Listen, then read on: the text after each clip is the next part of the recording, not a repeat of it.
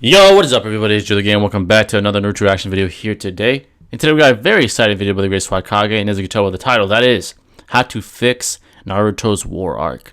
So folks, I'm sure there are many similar events that we can point out that we are not happy with within the War Arc, right?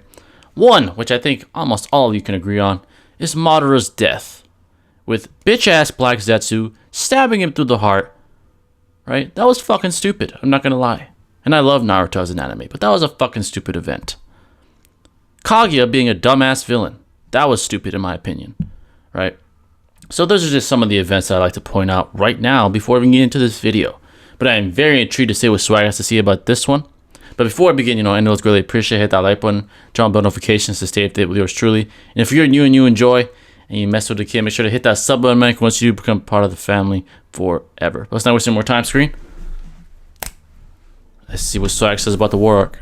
So this was originally going to be a video about how to fix the end of Naruto, and I'm talking about the stuff with Kaguya, Sage, Madara, and all of that. But as I started making the video, I got into how the War Arc needed to be altered a bit in order for the ending to be as good as it could be, and then I realized that I ended up talking about how to fix the War Arc for the length of a whole video. So I decided, fuck it, let's just make an entire video out of this topic, and I'll make a video about the very end of Naruto some other time. It'll be like a part 2 to this one, right? Anyway, so getting right into this, I know this isn't a wholly original video topic. Like, there have been 1,000,000,001 people who have talked about how Kishimoto could have fixed the War Arc, how the War Arc could have been better. Like, it's probably a stale conversation topic for those of you who frequent forums and just talk about Naruto on the internet in general. I get that, but it's something I've been wanting to talk about for a really long time. Right. Since a lot of people have been asking me what I think of Naruto's ending, and I think that the War Arc needs to be overhauled but not changed entirely in order for Naruto's ending to be better, I figured I might as well make this video. So forgive me, again, sorry if this is a stale topic, but hopefully you'll enjoy the video anyway. Now, one thing I need to make clear is that I get what Kishimoto was going for, and I do like the vision he had for the end of the series, but he made a lot of bad decisions leading up to the ending, and I think they started right about as soon as the 5 Kage Summit ended. If not for these bad decisions, I think the end of the series could have been executed much better than it was. Because of that, I'm going to be going all the way back to the beginning of the War Arc and talking about how pretty much all of this needs to be completely changed. Now, again, like I just said, the same basic story structure can be applied to it. I'm fine with all of the key plot points. Obito declares war, Kabuto allies with him with an army of Edo Tensei ninja, Madara gets revived, the Ten Tails gets revived, so on and so forth. That's all fine, but pretty much everything else about the War Arc sucks. The first big problem is that there were way too many people involved in this conflict for it to be at all compelling. Now, there were many really cool moments throughout the arc that relied on having big armies there so that all of their members could be taken out at once. The best example being when Madara was revived and he took out the entire 4th Division by himself. But, see, the problem isn't really with the good guys having too many people. The main problem is that Kabuto revived way too many ninja with Edo Tensei. And so there were so many antagonists on the other side at once that it was impossible to feel any significant amount of attachment to any of the fights. Because, like, for example, does anybody really want to watch Darui fight Kinkaku and Ginkaku? Right, I agree with that. Does anybody really care about Hiyashi Hyuga versus Hizashi Hyuga? I'm pretty sure the answer is no. So this problem could obviously be solved by heavily cutting back on the amount of people Kabuto chooses to revive. At the very least, if only because it'd be a bit hard for him to come across like thousands of living human sacrifices to use for the jutsu. I don't know, I'm pretty sure Kishimoto could come up with some way to justify Kabuto not having a gigantic army at his disposal. I agree. Definitely make the story more interesting. Now, I don't really think who he chooses to revive in particular matters all that much as long as he keeps the army small. Of course, to offset this, he'd need to make sure that everybody he does bring back is really strong. Kishimoto would need to make sure that despite the army's smaller size, it still feels imposing, but as long as he abides by these 2 rules, I don't really think I could ask for much more. I agree with that. That said, I do have a handful of people in mind who I think should be revived no matter what. The Akatsuki, the Jinchuriki, and the previous Kage are all no-brainers. Kabuto brought them back in the original series, and I can't see any reason for him not to. Of course. They're all incredibly powerful, and they're invaluable assets to him. I also think he should still bring back a couple legendary shinobi like Hanzo and Shio, maybe Kimi Orochimaru as well, since he was a former Orochimaru henchman and thus his DNA would be pretty readily available. But really, the people he decides to keep don't really matter as long as the army stays small. Now, there are a couple people I think he should revive in addition to this, and those are Jiraiya, Shisui, Danzo, Konan, a few additional Kage, Agreed. like the third Kazekage in particular, and maybe a handful of extra legendary shinobi, like Fugaku Uchiha, or Hell Sakumo yes. Hasuke. I don't want to spend too much time focusing on the Edo Tensei army specifically, but let me briefly go over why I chose these characters in particular. I know I definitely need to justify Jiraiya and Shisui, because Kabuto specifically said in the series he couldn't bring either of them back, and I know he couldn't, but it doesn't have to be that way. Like, if he was able to justify reviving Madara, whose body shouldn't have even been in the leaf, like, I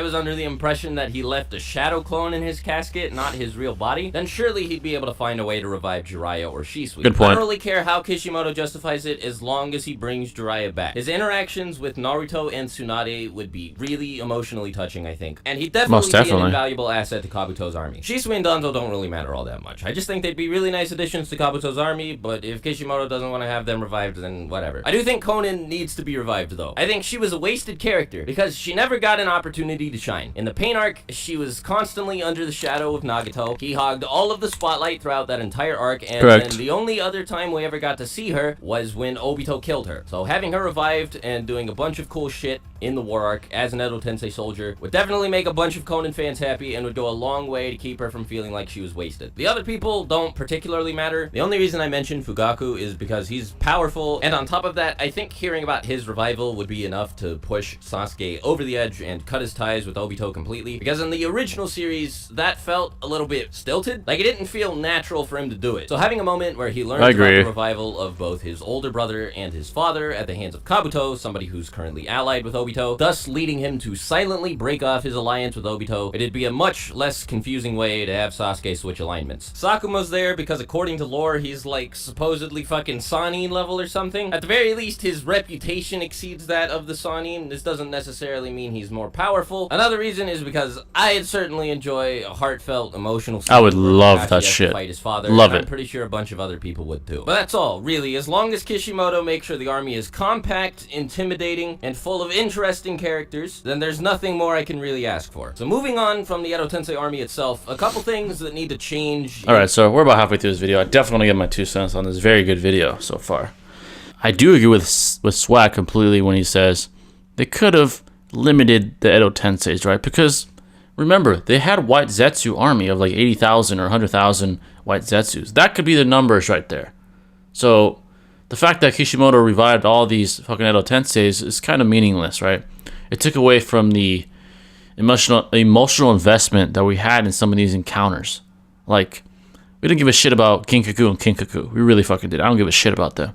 Or the Hyuga that fought whoever else. I don't know who the fuck he fought. Some other Hyuga that was alive. I don't give a shit about that either. So they could have just brought legends, Kages, Hokages, Mizukages back and make a very imposing, smaller army that would give the Shinobi Alliance all they could fucking deal with. Obviously the Akatsuki, maybe Jiraiya. That'd be fucking spectacular, honestly. The White Fang of the Leaf, hell yes, bring him back. I want to see him speak to his son again. I would love to see that shit. That would be amazing. Shisui, hell yeah. Maybe him and Itachi could collab and talk and, you know, say some amazing dialogue like they always seem to do. That would be fucking spectacular. So I definitely agree with Swag on that. There's too many people we didn't give a fuck about. The 7 Swordsmen of the Mist, okay, they're powerful. Whatever. I didn't give a fuck about them, though. I really didn't. They could have still brought them back, alright? But I really didn't give a shit about them. But yeah, I definitely agree. They should have brought back legends and forget all these other bullshit people we don't care about. And just use the White Zetsus as the numbers, right? Have like the stronger Edos in the front lines, obviously, and then have the White Zetsus back them up. There you still have numbers. You don't have a small army. You still have a big-ass army. Plus, very powerful individuals helping you out, right? So I definitely agree with Swag on that one. And so far, I agree with just about everything he said, but let's continue.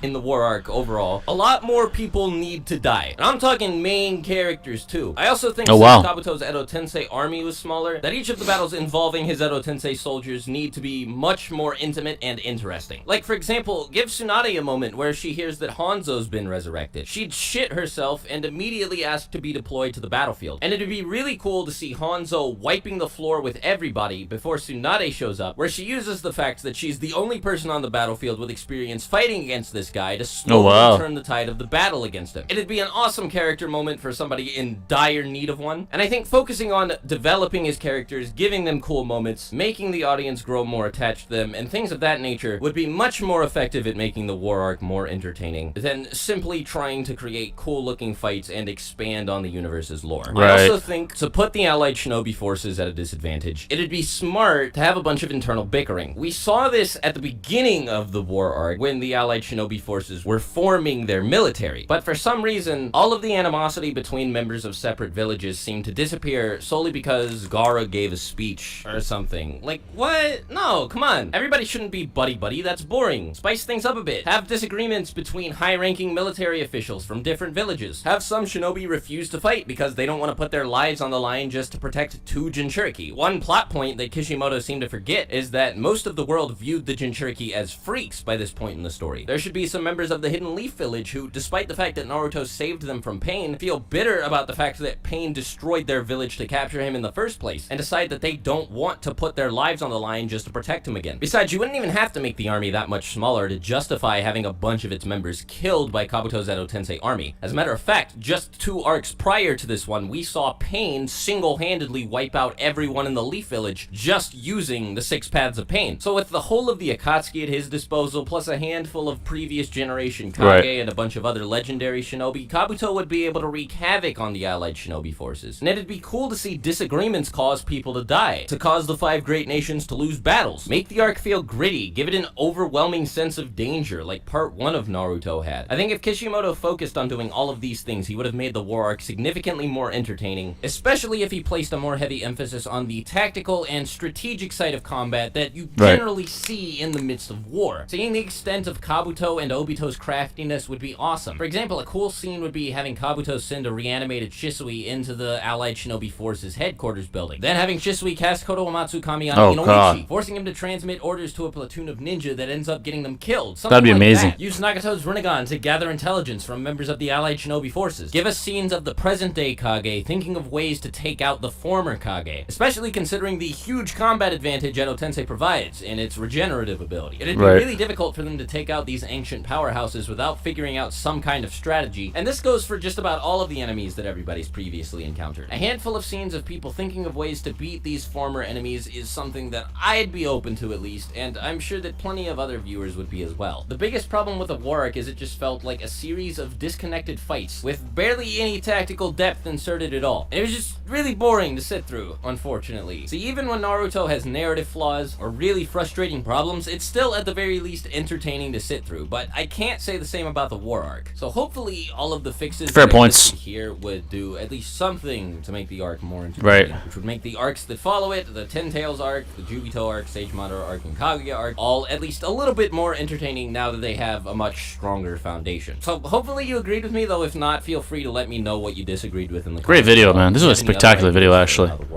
Great video, Swag, as always. Let me know in the comments as well. But try to hold off on post-Madara Resurrection comments. I'm going to be talking about all the stuff that followed his appearance in the series in a separate video detailing how I think Naruto should have ended. So stay tuned for that. But yeah, until that video drops, this is going to be all from me. So love you guys. Thank you for watching the video all the way to the end. Peace out. And until my next video, I'll talk to you later. Swagkage out. Bye.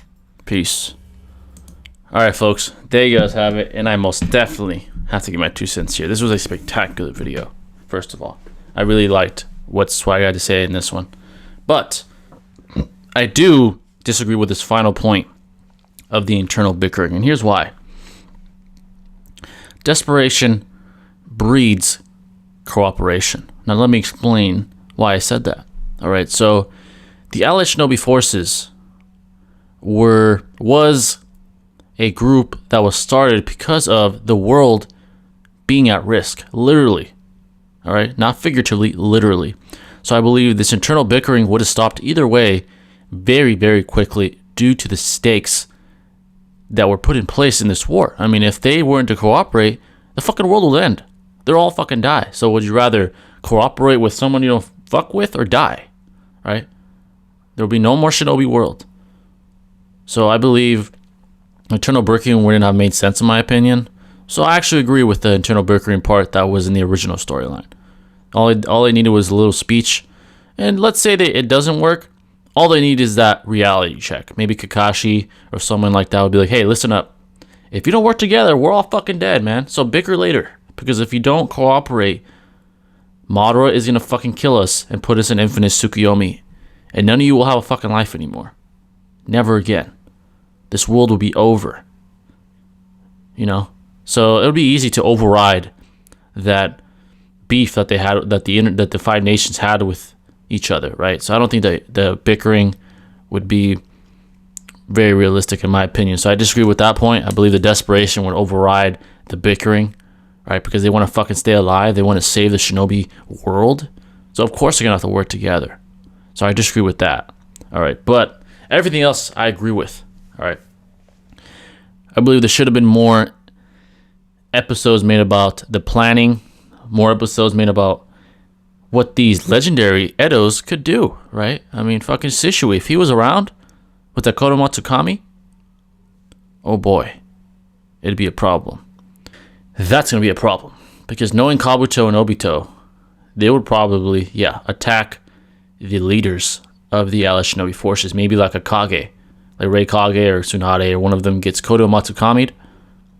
The Allied Shinobi forces is fucked. Or what if they Kodomatsukami Naruto into coming to them, right? They don't have to capture him. He comes to them. The war's over. The war's fucking over. So maybe it's not a good idea to have Shishui in there, because now thinking about it, all they would have to do is Kodomatsukami Naruto. And they're fucked. That's it. Once they tell him, hey, I want you to come here, I'm going to use you, and I'm going to take the Nine Tails out of you. It's over. I mean, he was literally the most important piece of the Allied Shinobi forces in the war, right? He beat many, many powerful opponents by himself, like the Third Reikage and all these other powerful opponents. So if they Kodomatsukami him, the war's over. So maybe that's not the best idea. Not thinking, hindsight, thinking about that. Jiraiya would be interesting, the White Fang, all that. And yeah, I would love to see more planning amongst both sides. Kabuto and Obito planning what they could do, wreaking havoc on the Allied Shinobi forces. Maybe Tsunade, Reikage, the five Kages talking it through, like what should they do against these Edos that can heal from any damage taken. You know, I just wish we could have seen a lot more. And another point I do agree with that Swag says is the idea that Sasuke's conversion to the good side, right, was kind of forced, I feel like, right? I get it. He went to the Uchiha clan den, right, underneath, and that's when Orochimaru used the Reaper Seal Jutsu release and released all the four Hokages. And once Tobirama and Hashirama gave Sasuke the story of how a village was first started, that's when he's like, all right, I'm going to help and save the shinobi world. And to me, that was just a little forced. It wasn't earned, in my opinion, narratively. I feel like they could have done more to show why he converted to the good side and didn't decide to destroy the fucking world.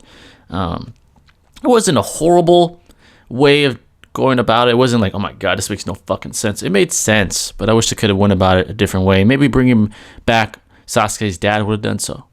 I don't know, maybe. Or maybe a really good talk with Itachi instead.